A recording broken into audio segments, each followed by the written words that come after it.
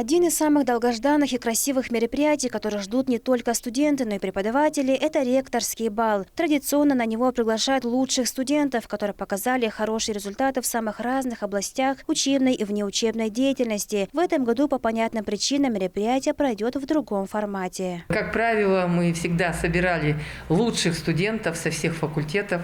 Девочки в красивых бальных платьях, мальчики в бабочках или галстуках. То есть это было все очень красиво и замечательно. И, как правило, возможность принять участие в этом балу была только у тех, кто учится хорошо, кто принимает активное участие в общественной жизни, в культурно-массовой. К сожалению, сегодняшние реалии не позволяют нам проводить данный праздник вот в таком офлайн формате. Но, тем не менее, мы тоже готовились. Мы будем проводить его в режиме онлайн. Мы, строго говоря, вот за последние 2 года научились сочетать и тот, и другой формат общения. Вообще, конечно, это праздник, я считаю, не только студенчество, это всеобщий праздник. Потому что бывших студентов не бывает. Все мы либо будущие студенты, либо студенты настоящие, либо студенты в прошлом. А коль скоро это так, что, конечно, для всех, для нас этот день наполнен каким-то особым чувством, особым торжеством. Татьянин день приходится на период окончания очередного семестра и завершения сессии. И сегодня в стенах университета нет привычных лекций и любопытных первокурсников. К слову, в прошлом году высшее образование начали получать более 1000 ребят, а всего в главной кузнице кадров Тувы обучаются свыше 5000 студентов. Прошлый год, как отмечает ректор Тувинского госуниверситета, запомнился не только достижениями и успехами студентов, но и развитием в плане цифровизации. И несмотря на сложности, связанные с пандемией коронавируса, я могу сказать, что наш университет достаточно успешно преодолевает все трудности. Мы очень много сделали в контексте развития цифровизации университета.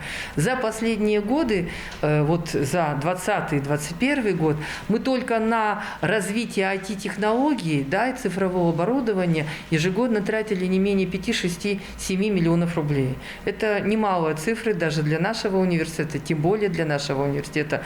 И поэтому вот возможность общаться виртуально у нас на сегодняшний день достаточно, скажем так, хороша. И мы практически все совещания, все какие-то старостаты и, скажем так, молодежные, да, мероприятия вполне можем проводить в режиме онлайн. 2021 год интересен не только этим. Наши студенты все-таки имели возможность выезжать за пределы республики, принимать активное участие в различных студенческих мероприятиях. И, наверное, один из самых знаковых – это проведение весной 2021 года студенческой весны. Мы привезли очень большое количество призов в разных номинациях, начиная от 1-го места.